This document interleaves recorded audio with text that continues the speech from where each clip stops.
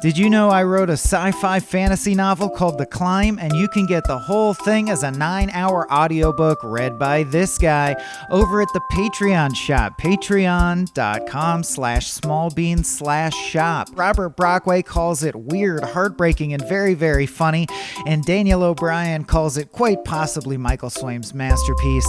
You can find a 3-hour free sample by digging through the feed for an episode called The Climb audiobook, Mike's sci-fi novel, and if you get hooked again, go buy the whole thing at patreon.com/smallbeans/shop. Hey, listen!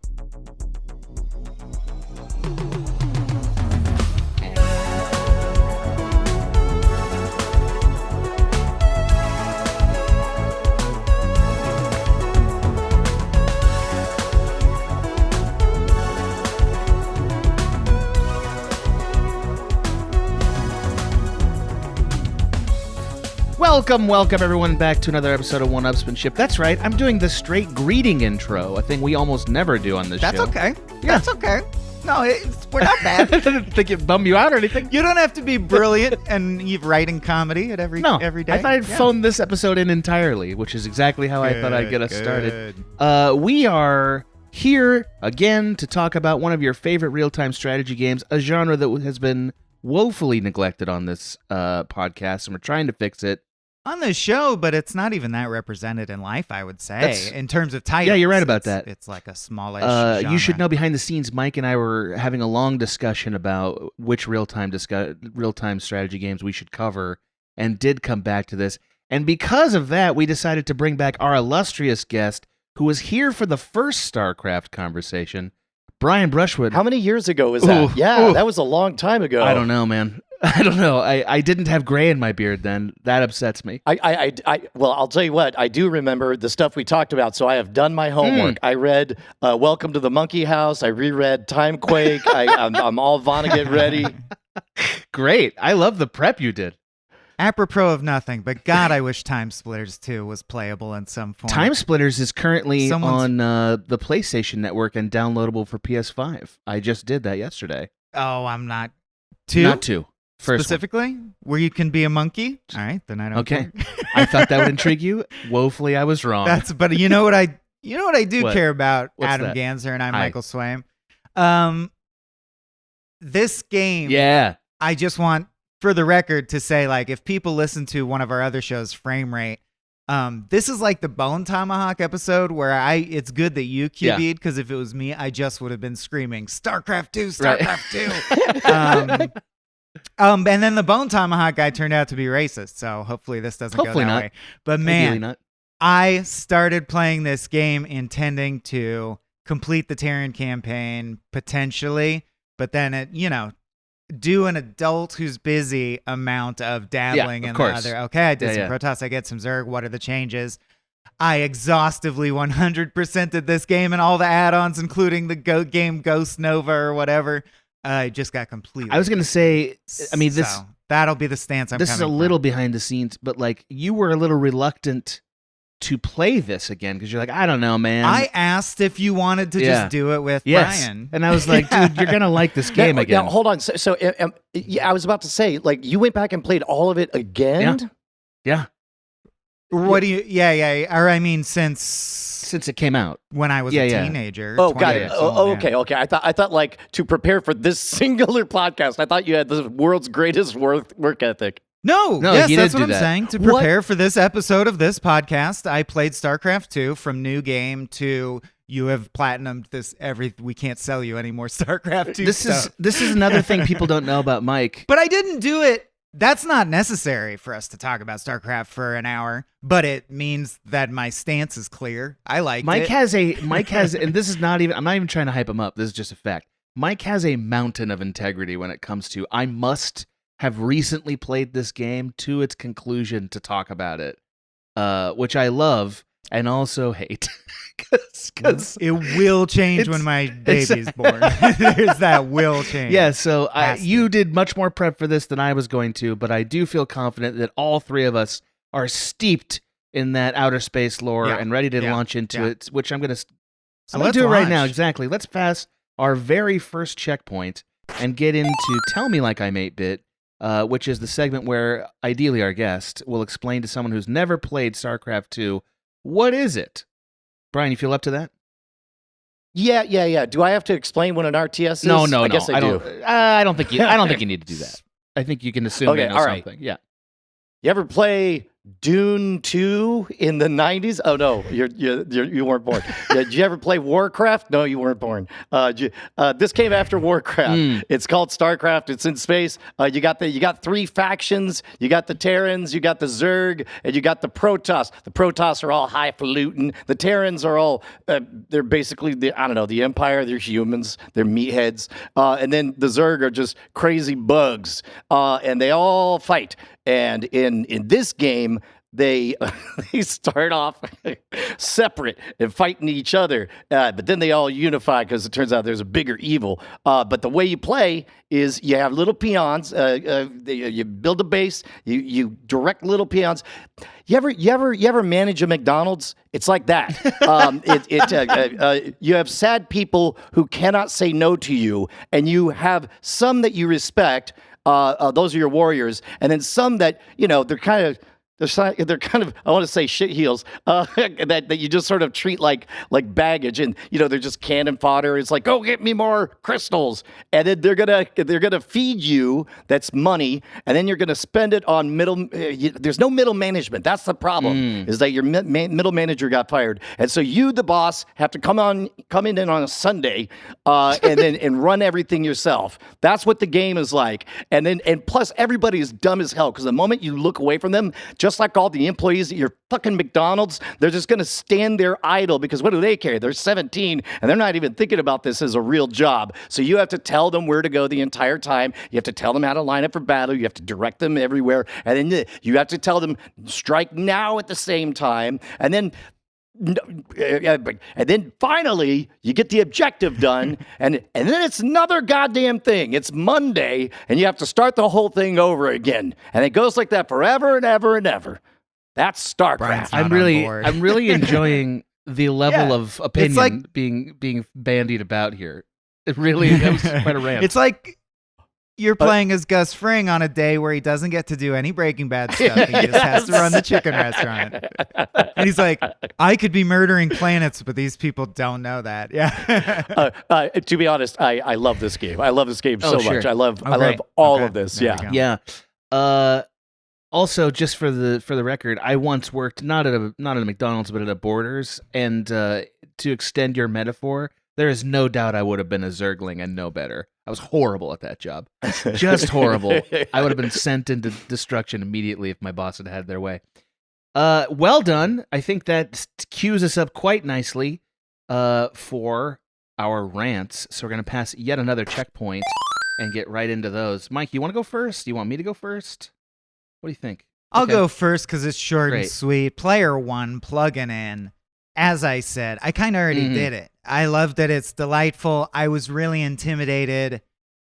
The reason I was hesitant to do it is, to me, an RTS kind of is like a good book or an old movie like that's actually good, like an It Happened One Night or a Casablanca, where you're like, I don't want to watch that. It's old. I bet it sucks. And then you watch Casablanca and you go, hey, Casablanca's pretty good. And you're like, yeah, that's why it's considered one of the greatest movies of all time.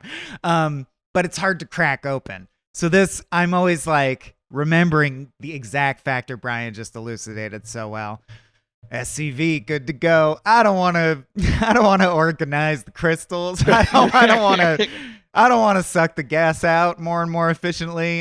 It just sounds like a lot of busy work, and that's what it is, and it's so fun. So within a few levels, I was like, need a light, and I was loving it. Yeah, I just walked around the house doing all the little unit catchphrases, muttering them to myself. The plot, which I've never ingested consciously before, but did this time, is almost identical to the larger beats of Halo's background lore, which I found interesting. And they tackle basically the same plot beats fine as well. It's like, serviceable sci-fi is what I would call it. It's fine, plot-wise.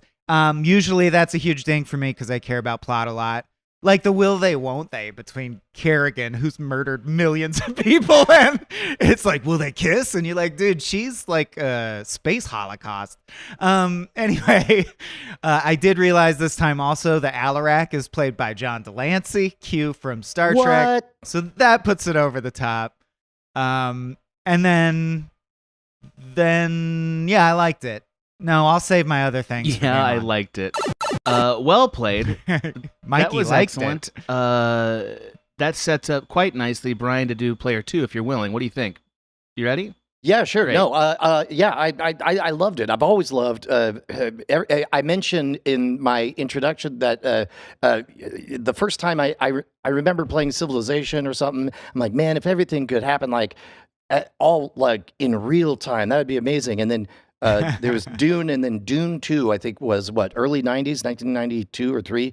And it was like a single player, it was proto Warcraft. And I remember thinking, the only way, this is the best game ever, the only way it could be better is if you could play against someone else. And then Warcraft came out, and I was there for Warcraft 1, 2, and 3. And then, but, Starcraft, we already talked about.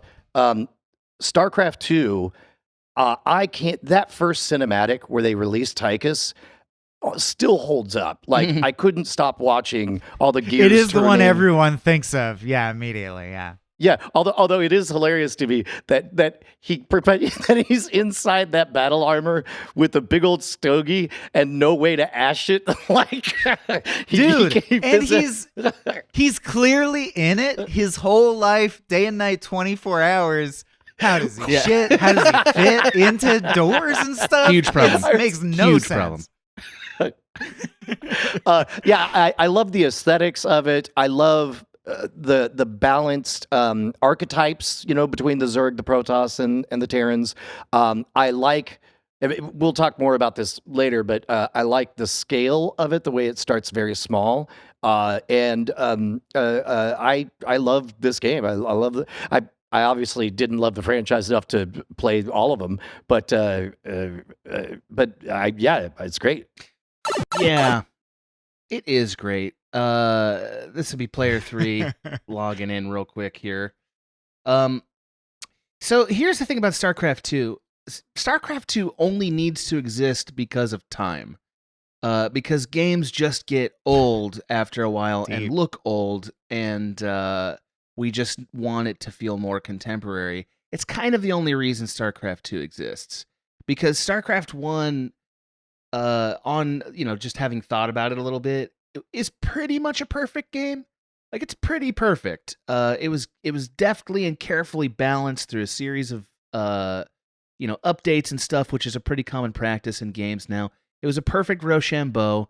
So the challenge with StarCraft 2 is, why do we need a sequel, other than, a graphics update or whatever?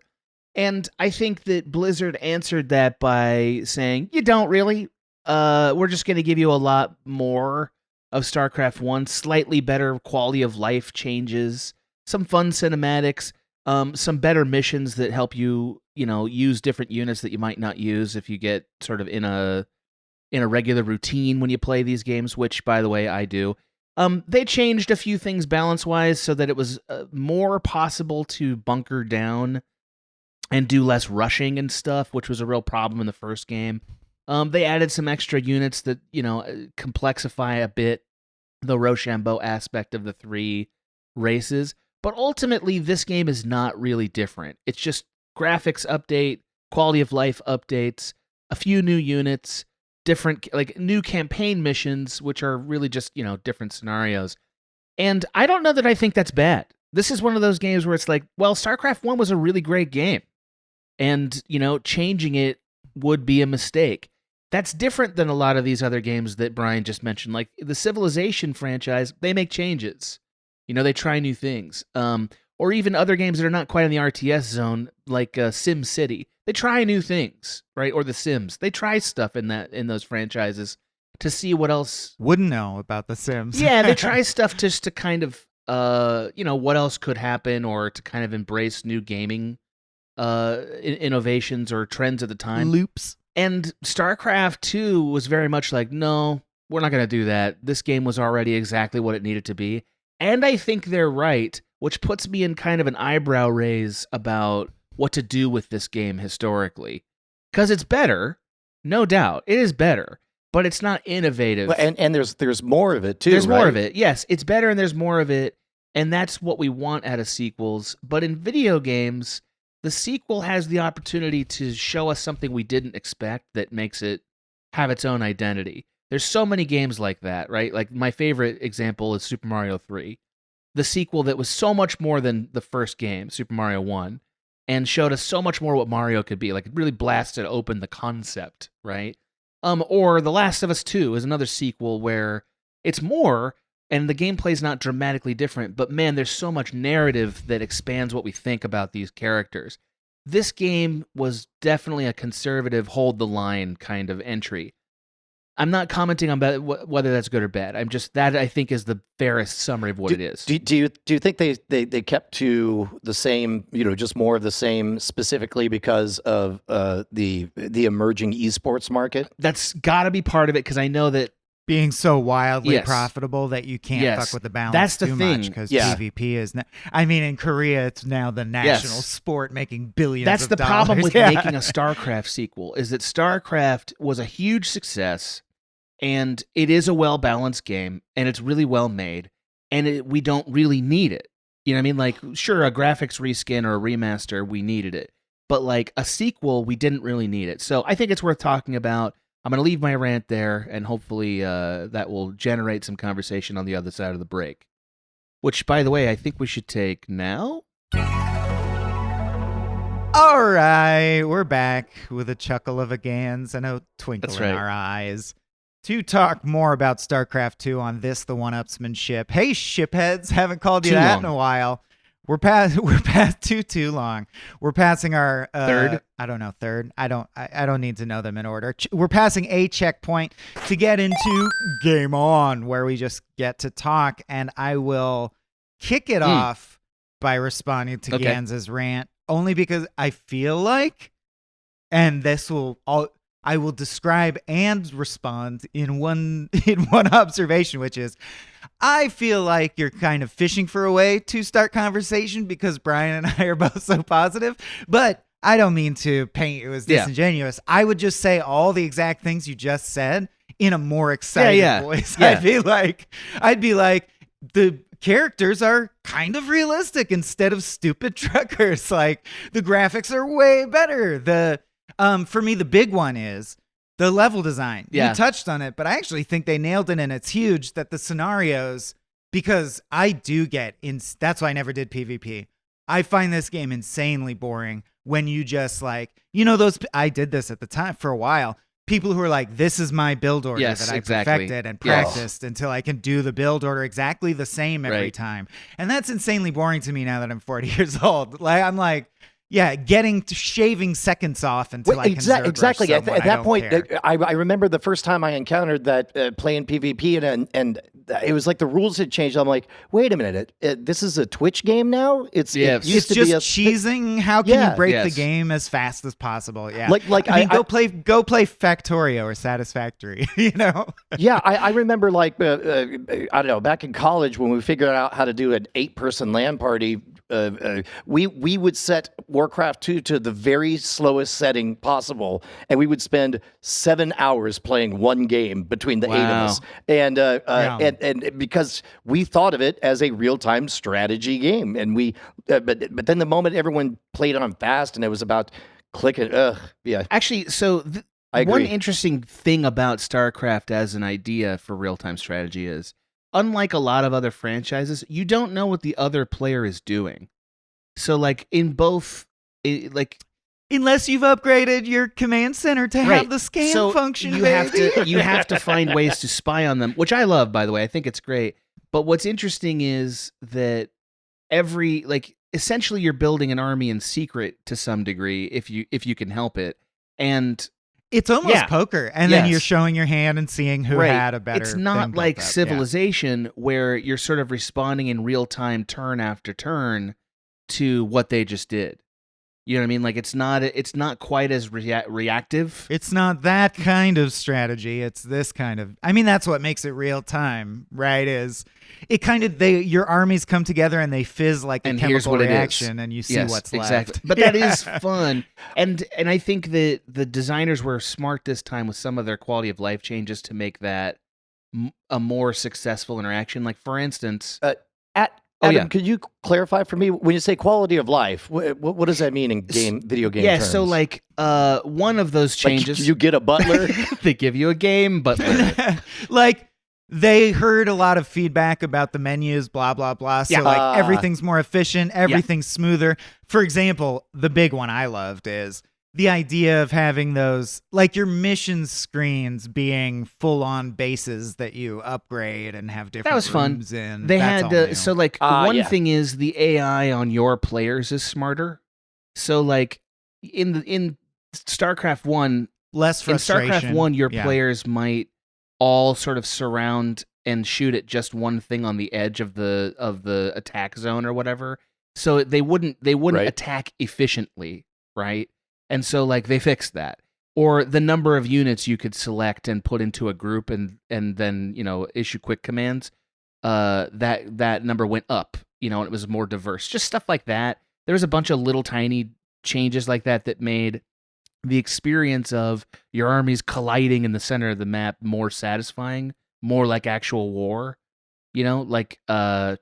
Where people, at least on a small scale, will take the initiative to relocate to a more optimal position. Exactly. So yes, those little quality of life things just made the actual battle interactions a lot better, which is a substantial change, but one that nobody would argue with. So in other words, instead of running a McDonald's, now you're running a Chick-fil-A. Yes, exactly. Like the sweet, pristine chicken sandwich of the fast food market. The Zerg are the gay people, but who's the real monster? Well, as long as we got that joke out, I'm pleased with that analogy. Yeah. Mm-hmm. So yeah, it is better, but it's not substantively a different game. Really, it's just like a slightly tweaked version of that game. And they did get rid of rushing through balancing, is as best I can tell. I didn't play enough games to like know that it was eliminated. I'm sure some goblins figured out how to do rushes, but they seem to want to kill that. They being the designers. So does the fact that they fixed so many things, like if all things being equal, if you wanted to play a PvP match, you're going to play in StarCraft 2, not in StarCraft 1. If you're going to play a campaign, well, I don't know, you might want to visit the story in StarCraft 1. But if it's doing everything better, does that inherently make it a better game? Or is that a dangerous way to talk? I don't think it's a dangerous way. Or is it like in movies where you know what I mean? Like the new Star Wars are better graphically, but they're a rehash of plot beats that I already know. And to me, that does make it cheaper and less worth making. But video games strike me as different in that way, where because I have to do the thing myself, and increased efficiency and quality of life stuff now it does matter to me. And I think it's a legitimate artistic quote unquote statement that you made the game less frustrating for me, or at least I'm more willing to see the benefit. Whereas in a movie, if you're like, yeah, it's the same story, but it looks better, it has younger, hotter people in it, I'm like, who cares? Yeah. But gaming, I'm like, yeah, Mario 3, way better than Mario. Well, I do think that if you're a game company, you need things like, you need to make a StarCraft 2 to get a younger audience interested in it. And because games are the first module of any franchise in gaming, the price immediately, unlike films where the budget goes up and up, it probably goes up technically because they do more shit. But if you know what I mean, the manpower goes way down because the assets already exist and you can build from the existing assets. Like when you make a movie, right? If you can't use the set again, you got to go rebuild it. And gaming is like that, where I think it's like, why not make StarCraft 2? We did all the concept art and made Space Marines, Yeah. I just think on a very simple level, when you talk to young like film watchers, right? The old Star Wars movies don't scan. They probably haven't seen them, right? Their favorite ones are either the prequels or, these remakes essentially, right? Because like they're just gonna. Yeah, that's just like imprinting. I realized, like the first time I heard somebody say that they love the Phantom Menace, I thought they were having a stroke. But then I mapped, their age. They saw it at age 8, and then I went back and I was like, Tron was a bad movie. I love Tron very much, and then all of a sudden I understood. Right, and I think that's why things like StarCraft 2 have to exist. Because like it just StarCraft 1, no matter how good it is, isn't gonna live forever. Or if something rules, a new generation might enjoy fucking with that as well. So we'll do one. 100%. And like I don't begrudge them that. So that's exactly the kind of sequel this is. This is like such an exaggeratedly. It's a tight. Yes, update. That's really all it is. It's just an update. There's no brave choices here, I would say. And I only mention that because, like, this show... But wasn't Tears of the Kingdom? No, I think Tears of the Kingdom was a big expansion, and we've talked about that. I think Tears of the Kingdom... But really... I mean, same map, same goal, same physics, same game. I literally can't believe you're saying this. It's just... Like I literally can't believe really complex update. No, but it's a great. That's what I'm saying is I like that gaming iterates on itself. You've sort of taken the opposite position that you often take, and so have I. So that's fine. Sometimes we do on the show, but like this is the conversation we always have with sequels, right? Which is it iterative or is there a sense of originality, and which one matters more, right? Because some sequels, they expanded to new territory, which I would argue, by the way, Tears of the Kingdom did. Like Tears of the Kingdom. Mainly because the powers are completely different, which is change, a huge thing. Huge change, and also the 3 layers of the map. But this is not a Tears of the Kingdom episode. I just can't think of a sequel that was trying less hard to innovate than this one. Interesting. See, to me, it's an equation. Here's my defense of my consistency. In my mind, it's an equation. Like I talk about dirty jokes all the time.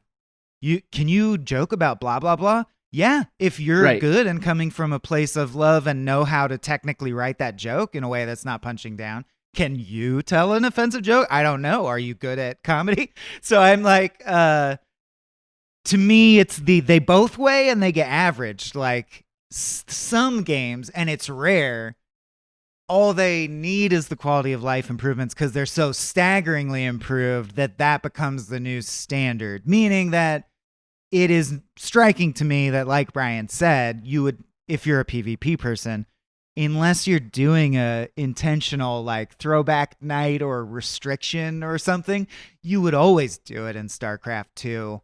So I feel like in that way, it stands in. It is the flagship of the StarCraft franchise.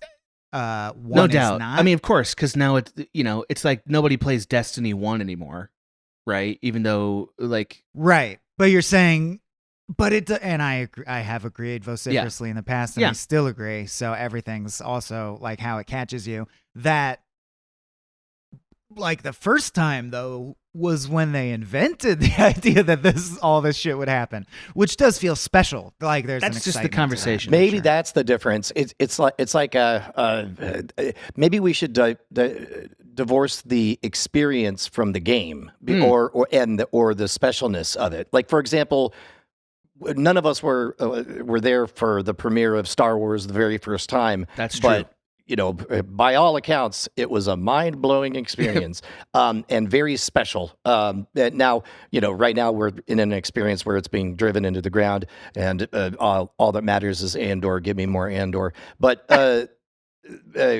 likewise, Acolyte. Wait, are you okay? All right, we'll get into that. I got some bad news for you, but oh no. But the my point being, like, it's tough to, when you're saying what is good is yes, it is good to experience it the first time, but the repetition and. I don't know. Hopefully you gather my point. I do. So, like, and I'm sure they're like, people who are fans of StarCraft right now are screaming at me because they're saying, dude, these are totally different games. What are you talking about? Right?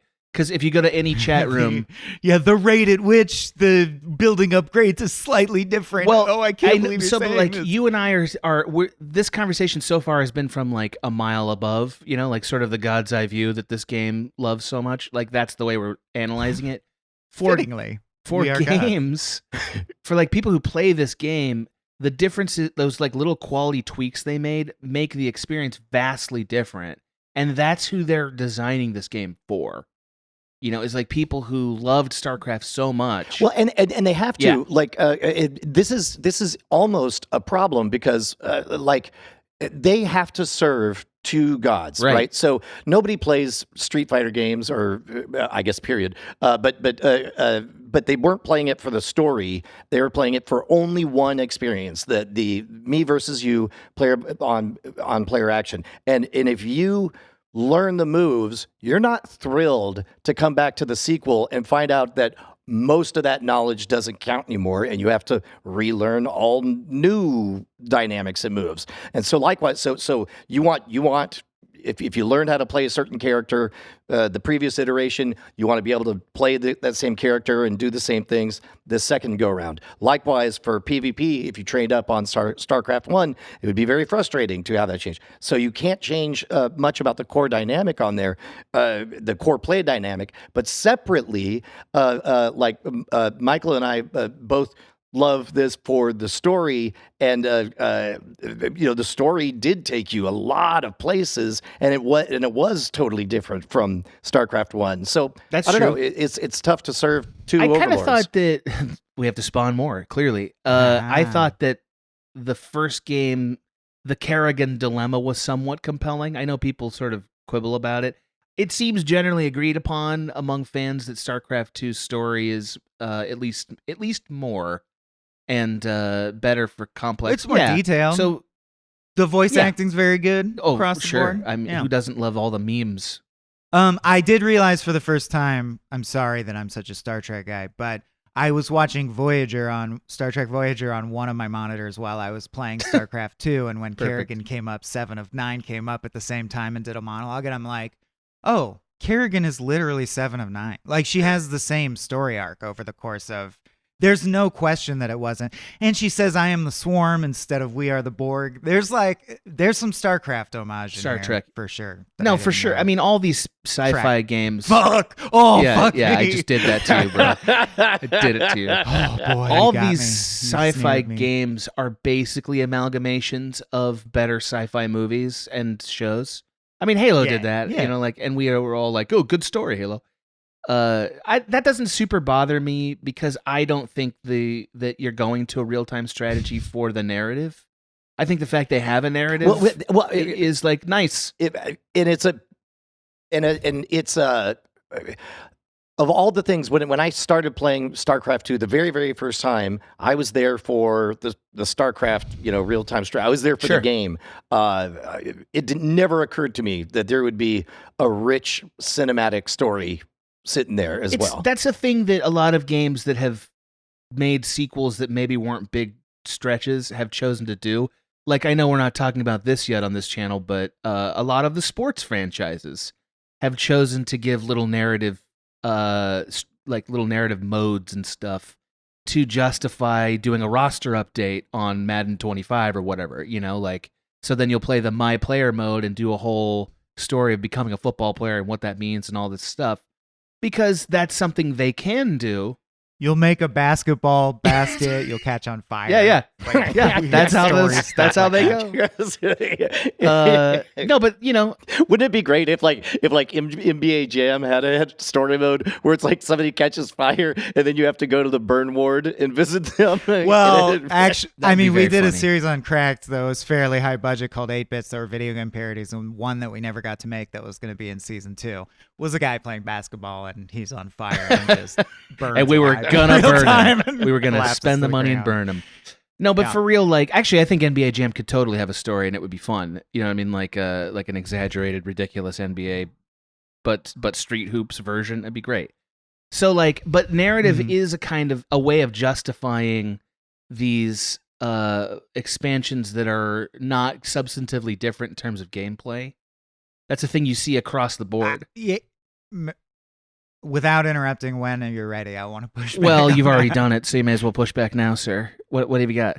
It's All okay. right, I'm sorry. Well, I was just going to bring up something that I've been wanting to say Sure. over the last few minutes because it feels appropriate because you guys are sparking it in me. But I actually thought, as someone, so the PvP was never for me. Yeah. I'm of the overlord that is there for the single player game. And I think because of that, the change feels bigger to me because of the level design. Like, if you replay StarCraft 1's story mode, I think you'll find that you largely just do your own build order that you're used to and familiar with. Pretty and much, get through. yes. Whereas you referenced, but I think it's a huge difference. It made a big difference in the feelings I got, that in this, the scenarios start simple. There's many more scenarios where the build order doesn't matter, fleshing it out. So like stealth scenarios and scenarios where you don't have to build, where you just have an army and you do stuff, or you use the hero units in interesting ways. And slowly but surely, this system forces you to do more and more complex things and learn what's useful about more and more units. And basically, in each storyline, by the time you're doing the final few levels, they feel like what a full-on PvP match against two other opponents would feel like. So I realized it's training you to do PvP. Like, they want you to get to the end of the story mode and not be scared of diving into, like, feel like you're good so you can try PvP. Because that's, like, this became a huge in other words, cash cow in that regard. In other words, the rich story to campaign is nothing but the world's longest tutorial to get you to that's play. a lot of these franchises. I think that's a secret of it, Yeah. is that it is. It's just to teach you to do the thing. But I am saying that slow build makes this campaign mode much more fun to play. Well, again, real-time strategies have much more complex loops than like a platformer or a first-person shooter or an action-adventure game, right? Like, there's a lot more pieces. Yeah. You have to use the entire keyboard and have control groups and be switching between different interfaces and stuff. Like, it just occurred to me that the reason each unit has one signature catchphrase, So you know who they are. can mentally Yes. note that one was pooped out. And that's without also looking. why. Yeah, it's very brain stretching. That's also why the it- forgive me. That's also why the campaign often will put a character who is a type of unit so that you get a narrative association with those units, right? Like, it's the same reason. It's to get your brain trained on that's what these guys are like. It's also why Matt, Rainer, and Tychus all smoke cigars, and Manx dies with a special cigar from a velvet case so that you'll start smoking Blizzard That's right. cigars. Sorry, Brian, what were you saying? Well, I was going to say, if we could go back to the idea of it being a giant tutorial, I wonder if it would degrade the mission by mission. You know, they're largely narrative based, but I wonder if you can teach the tactics part and the strategy of like, oh my God, we got to do this thing. And then they explain, they use the words. It's like, we're going to try something called a sweep and cut, where we're going to take 10% of our forces and go this way. This will cause the enemy to do whatever, like, to actually prepare you to take on other players, Yeah. not just because you now know how to play really well, but now you are actively being taught battlefield strategy. Like chess. Like, oh, this is where you castle the king, or where Exactly. you do a So- knight swap or whatever. Right. Yeah. So in other words, like right now, if we think of all of the campaign as a tutorial, then basically you're just learning the rules of chess so that you can play it and you feel safe doing it. But what if you went farther and taught the best strategies of chess? So you went in knowing, a strong opening from a weak one. And Now, all I that didn't stuff. go in and exhaust everything that's available in StarCraft 2, because there's a lot of content there now with all the expansions. But I would, like, there's a lot of games that essentially they give you more complex challenges, and that's where you learn the strategy. You know what I mean? Like, I'm thinking of, like, we just covered Rayman Legends, and Rayman Legends has, like, time trial stuff. And the time trial stuff turns out to be a way of teaching you to do complex moves and think a little more strategically about how to make your character do what needs to be done to get to the, end point. I could see a version of that, like, that exists for StarCraft 2 for exactly what you're saying. Like, what do you do with this scenario? You know, You know, would be an interesting way to teach that is like, what if you failed a mission twice in a row, and then it just went to a new cinematic, and you're going to take a break, and it's just like, hey, before you go on this mission, we just got some intel. It looks like the enemy is using this formation. The secret, the best strategy when you encounter that is to do this, and then it nudges you along to get better. I don't know. I love the idea of that because I'm not a person who could ever play this competitively. Like I like there is no real-time strategy game that I love so much that I could go out into the world and try my luck at, whatever goblins are lurking out in the void. Whereas, Call of Duty, I'm willing to give that a shot. Like I'm good enough at Call of Duty, I could play online and be fine. Destiny. Yeah, right. Destiny, right. Those games I feel more comfortable. So like I would love that. I just wonder how many people are really playing StarCraft 2, especially now, who are still learning? Like, is there even an audience for that? Oh, incidentally, something we should have mentioned earlier. If you haven't played it and this is interesting to you, it's free now. Yeah, Like, that's I was awesome. surprised to Yeah. find. Yeah, you just download the Blizzard launcher because at this point, it's so old. They just want the odd person to get sucked into PvP. So the campaign's free, Which is rad. Which is really good. and brilliant, and also in keeping with Blizzard's other stuff like Hearthstone. Blizzard does great support. They really do. Like post. Can I ask a really dumb, but I feel like it's a question that we need to talk about? Where does this rank in real-time strategies for you guys? Do you have a better one? A game that you like better than this in real-time strategy? To me, this is the premiere because I like sci-fi better than fantasy. What about you, so Brian? Same. Fantasy all feels like I don't know, the same cotton candy. It's all I can tell is that the skimpier the outfit, the more powerful the armor is on the girl. Right. But even StarCraft starts with a big beefy guy carrying a naked Kerrigan across the. You're like, Yeah, yay, we are video doing it. games. Big cool guy with a bazooka and a naked lady. Now, in terms of like, I could think of many more real-time strategy games that are more special to me, but they're special for the time and all of that stuff. In terms of like just core mechanics and good storytelling, I can't think of one better. This is a game that real-time strategy is a genre that I have to admit I'm not super well versed in. I've never played, for instance, any of the Age of Empires, but I keep hearing that franchise is really good. Oh, I played all those. Did you my guys God. ever play Sacrifice by Shiny? I don't know if I've played the that, company that unfortunately. made. no. That's really wicked. It was dope because you played as a hero unit and you could zoom the camera up above and start your build stuff and then go back down to an on the ground. like Oh, over that's the shoulder great. third person platforming. That's pretty cool. Yeah. The shouts out to Rise of Yes. Nations. Did you guys I ever think I play did. that one? No, I missed that one. Oh, And that's for a the good people one. who are screaming. I did play a bunch of the Command and Conquers, and no, I don't think they hold up to And StarCraft Company 2 of Heroes. in terms of the complexity. Although Command and Conquer 1, I will say, on the same Good. day I lost my virginity. Wow. I know that's the day that the game came out with the most rad install thing. Did you guys ever see that? No. It was the first time that installing a game was awesome because it played this cinematic that told the whole backstory as it was installing the game, and you were going through all of the boring stuff. That's cool. But That's anyway, cool. Also, recently, Homeworld has been revived. There was Homeworld's a very good, third yeah. one that came out this year that Mike and I debated playing. So the part of the reason we haven't covered that much on this channel is we're not that versed in it, and it's just not my favorite genre. This is my favorite of that genre by a wide margin. I've played a few Warcrafts. I played a little bit of Company of Heroes. I haven't played any of the Homeworld, but I would like to. The only time I've had this much fun, it was in Warcraft, but it was during the brief year and a half period where everyone was obsessed with tower defense in Warcraft. That was super fun. I do think. what was the one that was I'm not going to be able to access it. But it's like a. Never mind. No. Sorry. Well, I'm looking at a list of them right now. there's so many of them that seem like they're based around sword combat.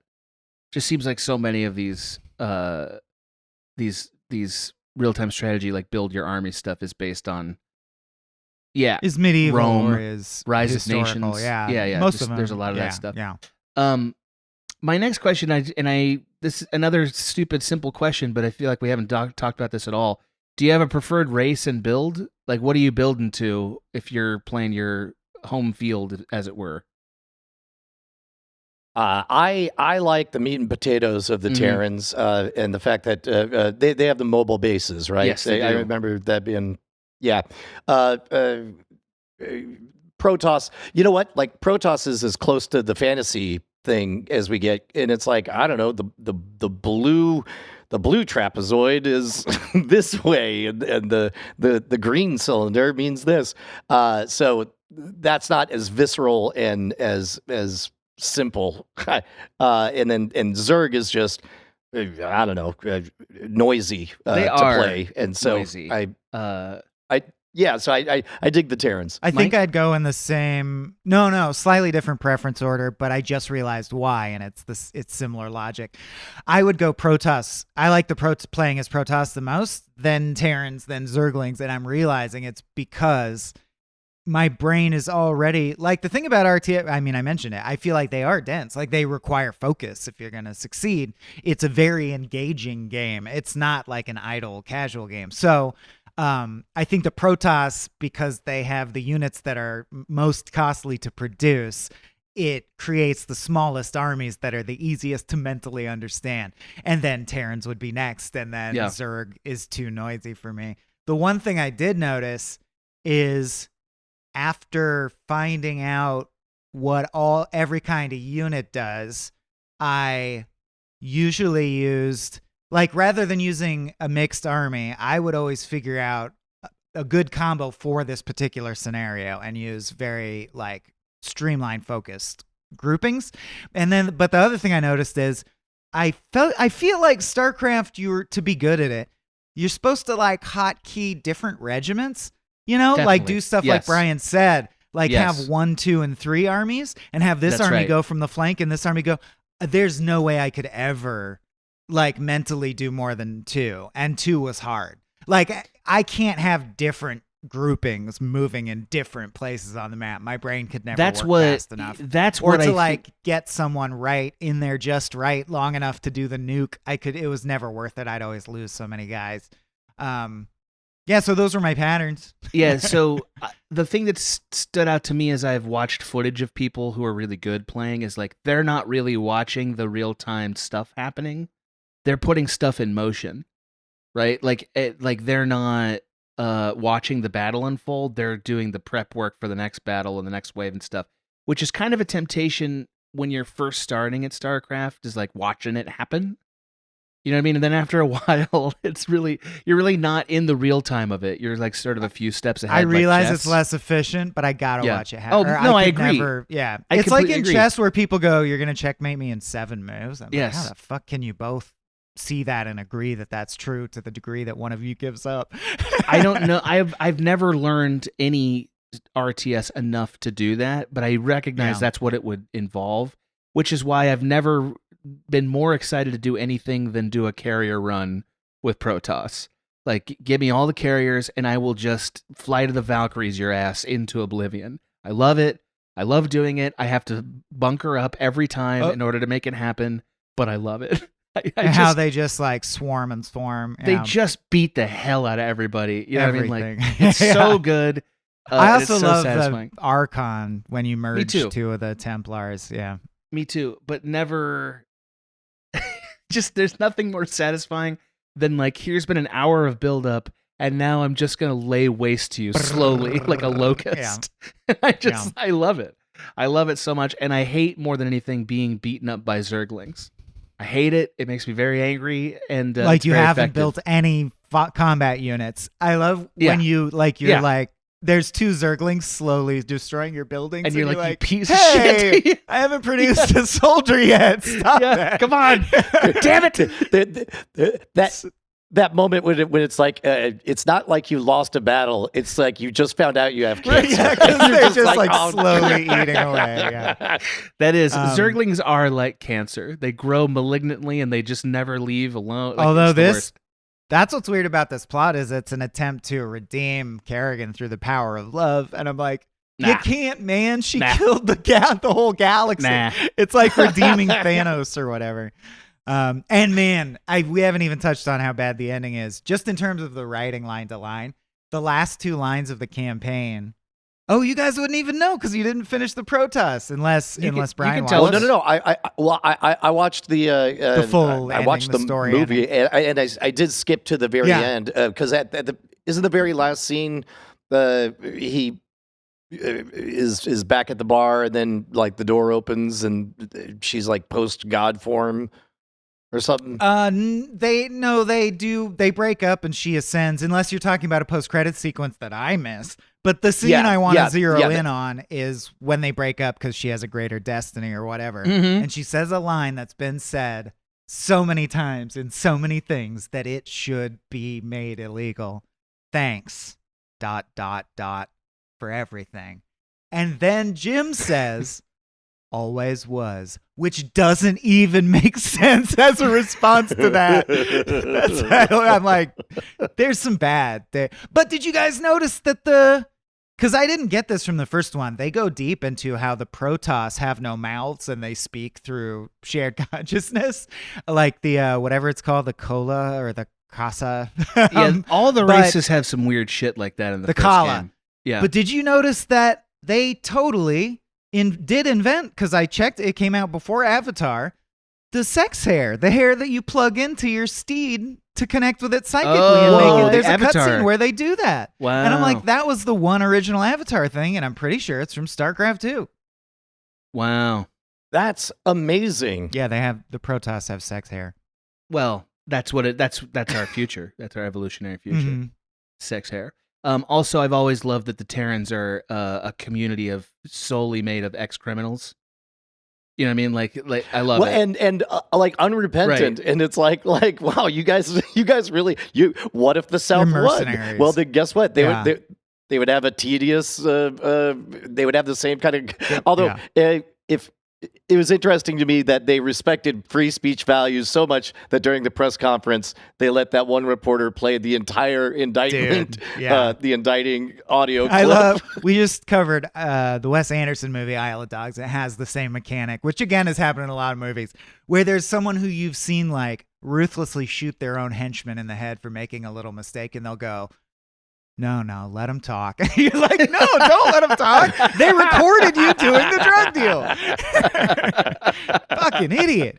Shoot him in the head like you have every other challenge you've faced.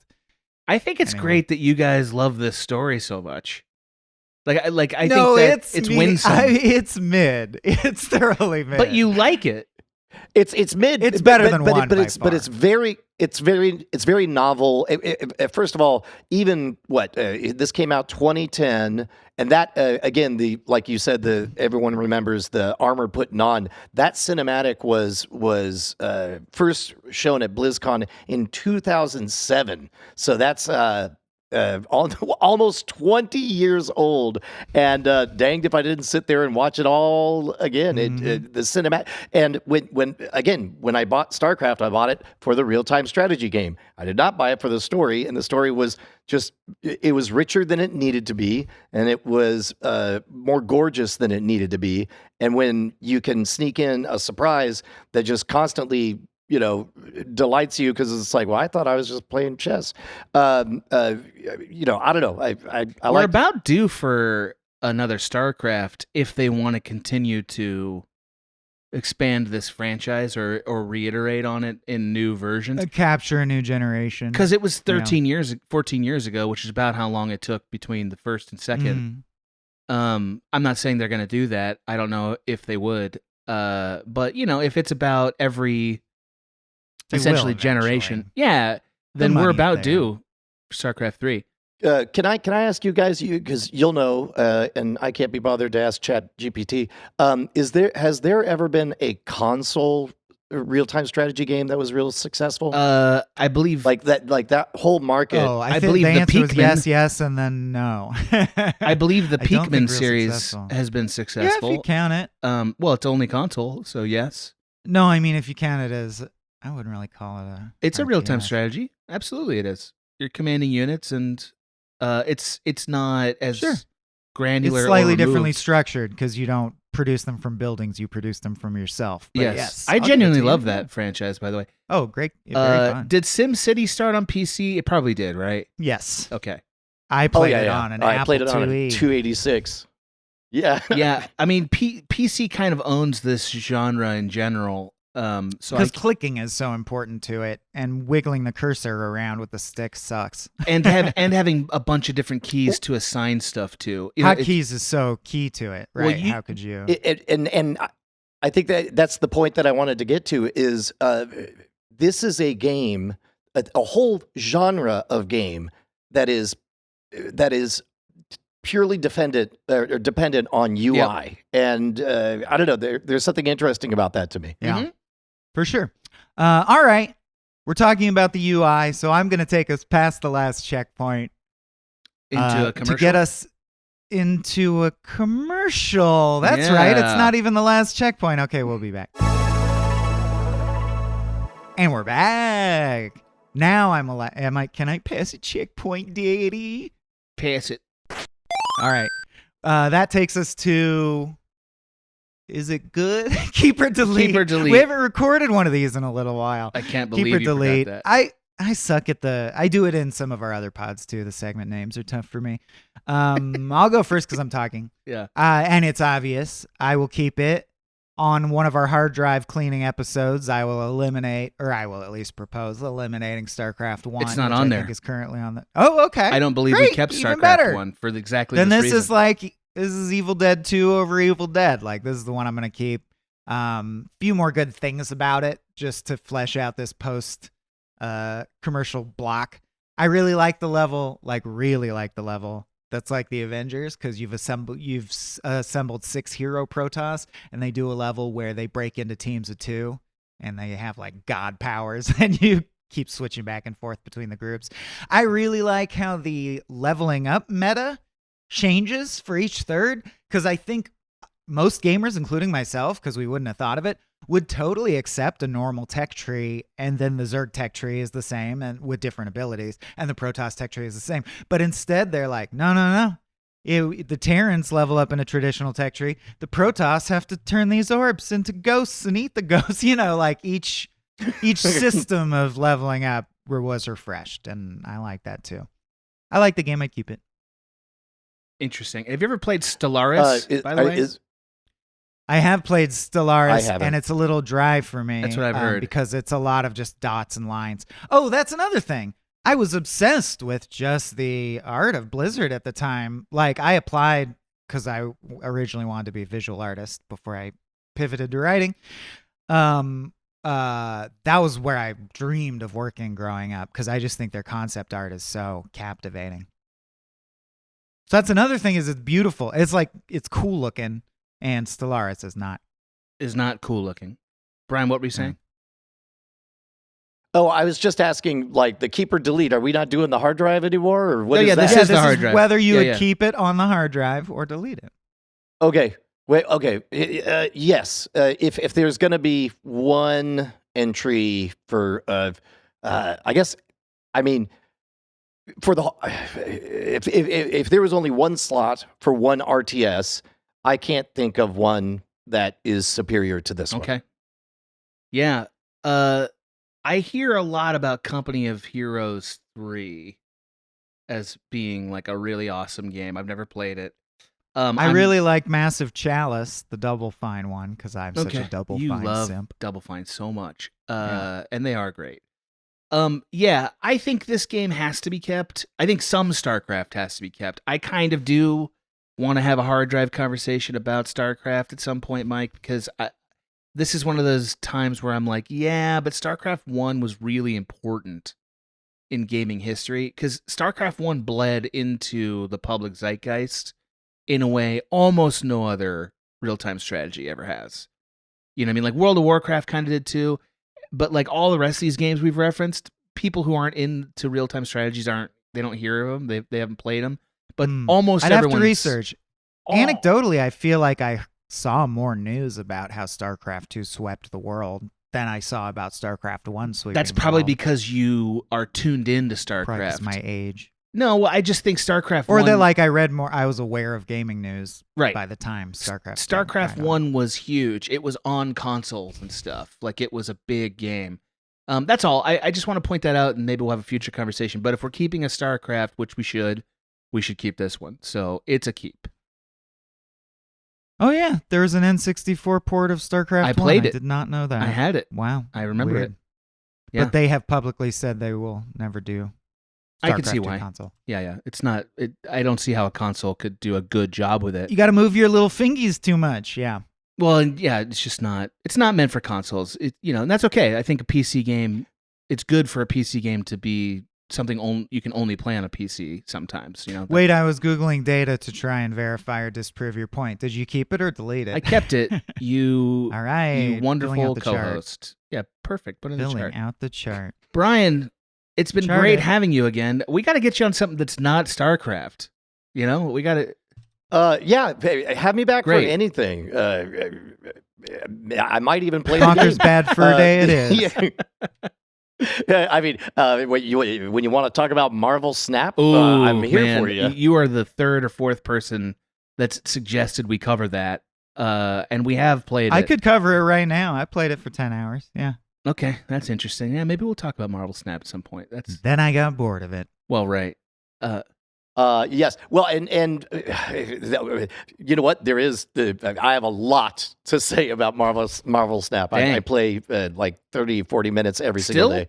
Still today? Wow. Or like to this day? Yeah. Wow. It gotcha. and that's mainly, it mainly because of the Marvel lore. I'll save it for great. when we talk about. Well, I look forward to that. Brian, you're doing a million things. You want to advertise any of them to this audience that's ready to get into? You it? got the what? cards. You got the site. If I have a heart attack right now, then all I want you to put on my tombstone are 3 words: world's greatest con. You guys know that I have done a lot of different things. Not all of them pale in comparison to this one rich audio podcast. It's taken us years to release episodes. If I, as a favor, go in you're listening to a podcast, so you have a podcast app. Just search for the words "world's greatest con."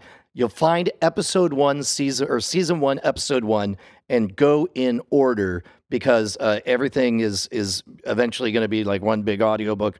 But episode 1, season 1 with World's Greatest Con. In fact, episode 2 has a big thing about Portal 2 wedged in there.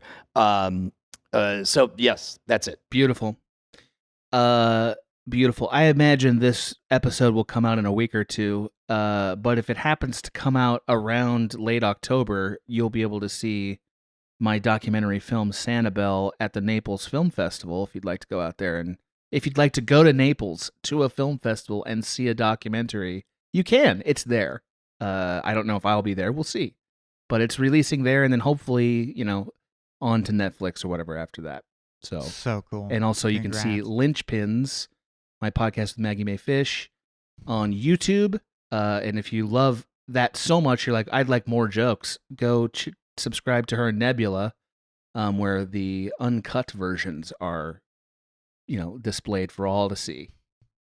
So there's all that. Mike, anything to plug? Okay.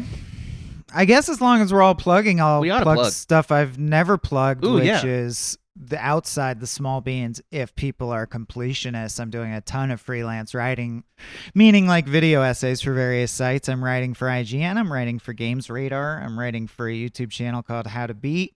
I'm writing for some more news. I have a regular column at 1-900 Hot Dog. So check out all those things if you like my stuff. I have done some good videos there.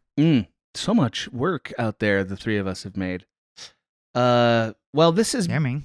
It's actually, I mean, not for nothing. I had that same thought. It's like, you live long enough, you make a lot of things. Oh, Abe and I found out that we've done over 1,000 sketches.